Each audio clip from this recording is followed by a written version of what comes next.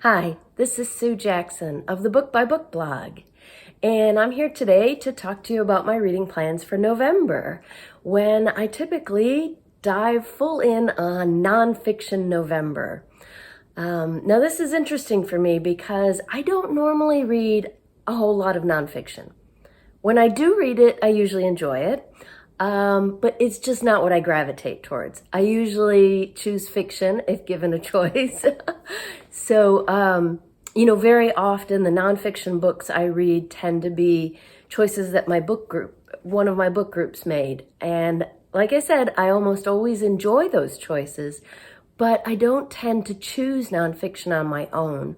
So this is a great opportunity for me to read more nonfiction. And I enjoy this every year. So if you saw the picture at the beginning of the video, this is the stack that I pulled off my shelves this morning for Nonfiction November. Now, it's only 1 month, so clearly I'm not going to get through all of these, although a couple of them are pretty small.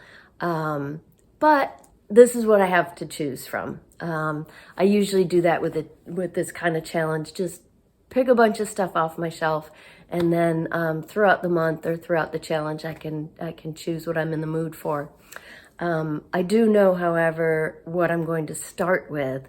I'm just finishing up a novel for one of my book groups. And when I finish that, the first nonfiction book I will dive into is No Cure for Being Human by Kate Bowler. Kate Bowler is like my hero. She has a podcast called Everything Happens. And if you look at the logo for it, the "for a reason" part is crossed out. Kate herself is living with incurable cancer. So she fully understands what it means to live with chronic illness or other things that happen in any life. You know, the things that come along and take you by surprise and that disrupt your life. She's very inspirational. She's funny. Every podcast episode I listen to makes me both laugh out loud and tear up, or sometimes even cry, because she gets it. I live with chronic illness myself. She understands that life isn't always easy, but you can be happy. So this is her latest book. It was just released, No Cure for Being Human, and Other Truths I Need to Hear. I can't wait to read it because as big a fan as I am of her podcast, I've never read one of her books. So very much looking forward to this. I'm sure there will be tears and probably laughter too. Probably next up will be a memoir, Crying in H Mart by Michelle Zauner. Everyone's been talking about this book this year. My husband gave this to me for my birthday. I've been dying to read it because everyone is talking about it and saying how amazing it is. One of the podcasts I listened to chose this for their book club. It might have been Happier with Gretchen Rubin. I think it was. So I want to go back and listen to that podcast episode after I read it. It's a memoir about a Korean American woman. So very much looking forward to reading this and finding out what all the excitement was about. I am also very much looking forward to All Be Gone in the Dark, One Woman's Obsessive Search for the Golden State Killer by Michelle Mcnamara. This is another book I have heard so much about. They've made it into an HBO documentary. It's basically true crime. This author began looking into this cold case about the Golden State Killer, and she actually ended up solving it like 20 years later or something. It's a fascinating story. I just know the basic outlines of it, but I've been hearing about it. This was another birthday gift. My son's girlfriend got this for me, which I really appreciated. As I said, I don't read a lot of nonfiction, but I enjoy it when I do. and she and my son are big true crime fans. So this was a great choice for me, and I'm looking forward to it. I don't know if I'll get to this one because it's awfully big, and I've got a lot, as you could see, stacked up for this month. But my husband just recently read The Splendid and the Vile by Erik Larson, and he's just been raving about it.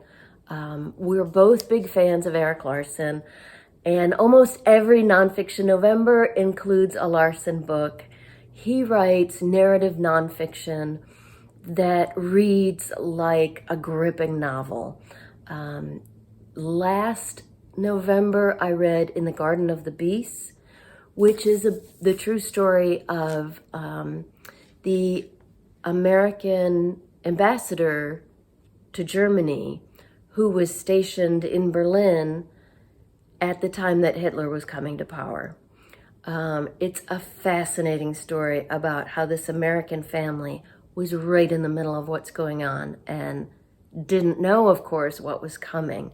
So reading that book about their perspective in the moment when the reader knows from history what happened is just pretty mind-blowing. So that one was excellent. I'm trying to think of other ones I've read. The Devil in the White City by Erik Larson is great. This one, The Splendid and the Vile, I think I actually gave this to my husband as a Father's Day gift. This is what we do. We give each other books and then trade them back and forth. This is about Winston Churchill during World War II, but it's focused in on Churchill himself. And while he was reading it, my husband kept, reading parts aloud to me and telling me how great it was. So I do hope to get to that. It is really big.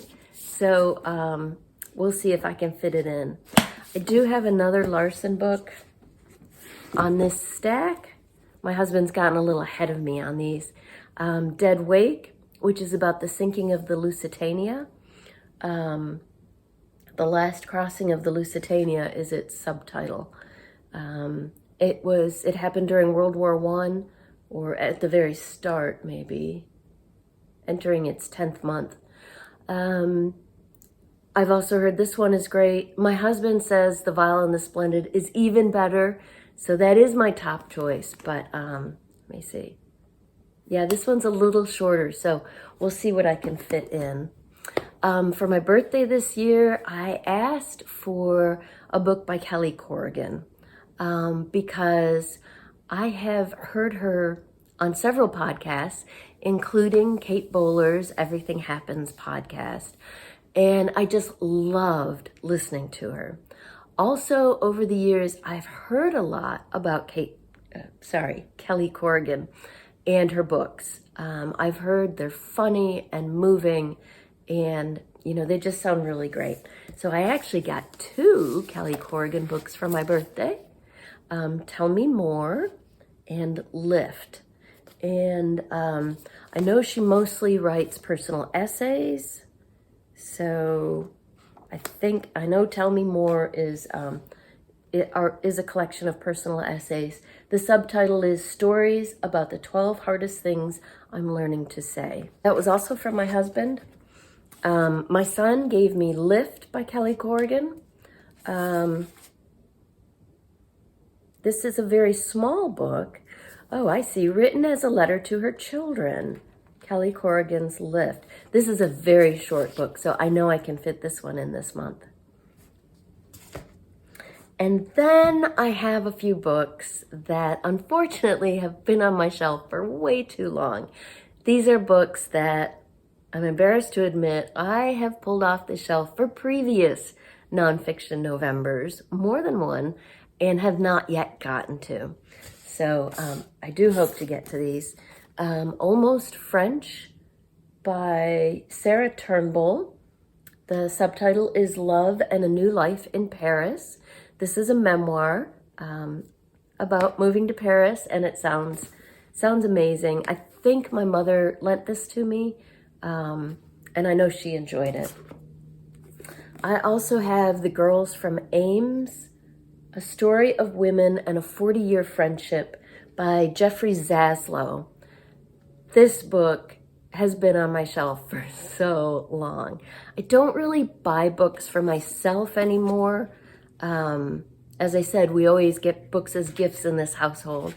And, but I know I bought this for myself, so I think it was quite a while ago. 2009 is the copyright date. So The Girls from Ames has been on my shelf for much too long. As the subtitle says, I do know it's the story of this group of women who were friends when they were kids and remained friends into their 50s and 60s. So I do want to read it. It sounds wonderful. Hoping to get to that. And Seabiscuit has also been on my shelf for way too long. I think my husband gave this to me as a gift.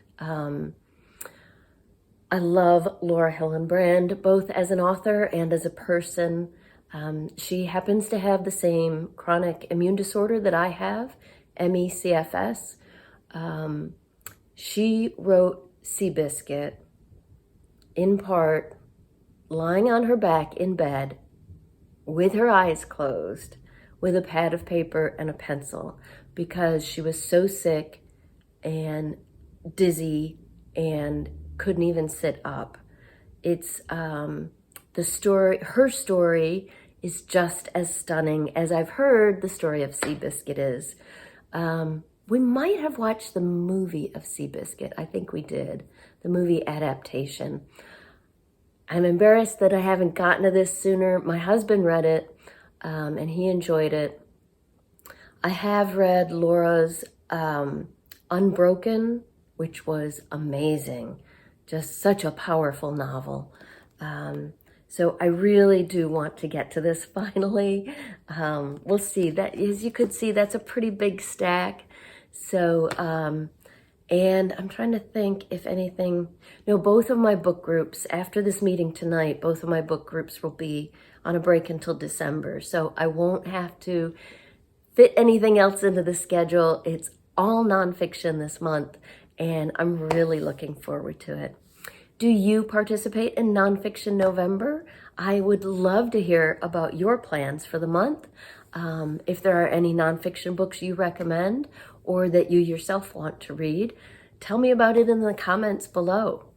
I will also include a link down below in case you're in the book blogging world, as I am, to the blog that is hosting Nonfiction November.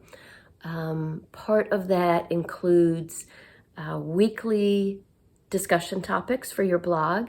I don't always have the time to fit those in, along with reviews and other things.